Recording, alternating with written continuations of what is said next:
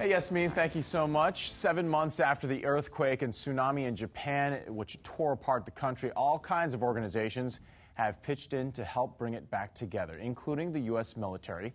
And this week, the Japan America Society of Hawaii is honoring the U.S. Pacific Command and component military services for their efforts in building bridges of understanding and friendship between the two countries. And joining us this morning to talk about that effort is JASH President Ed Hawkins. Ed, good to see you. Good morning. Ed, let's talk about the funding and all the money that was raised for Aloha for Japan. How much was raised here in Hawaii, and how have the funds been distributed? Because some people have been concerned that the money's not reaching the victims. Yes, we've heard that too.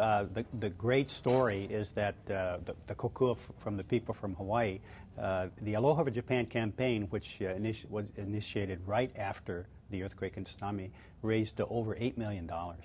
And that's just from Hawaii. And the campaign was just concluded recently. But still donations are coming in.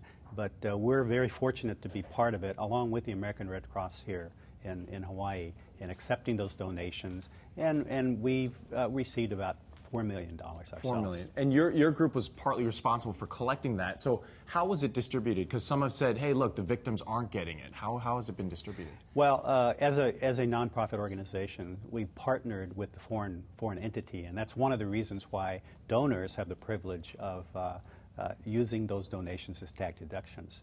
And we partnered with the Japanese Red Cross Society. And the reason is that we found that they were the ones that could take that money and directly apply it and assist the victims. So we have an agreement with the Japanese Red Cross Society, and so far we've donated close to the $4 million that we collected. There's two pots of money, and the concern that I understand is that money's not getting there.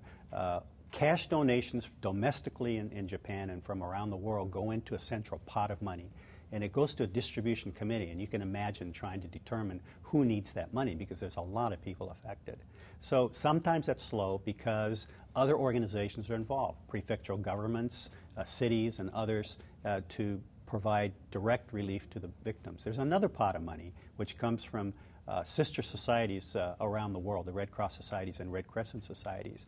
And that goes into another pot, and that can be used for the Japanese Red Cross to give directly blankets, shelter support, counseling, medical support, and that's the money that our agreement with the Japanese Red Cross supports. And Ed, very quickly, the event is on Thursday. You're honoring the U.S.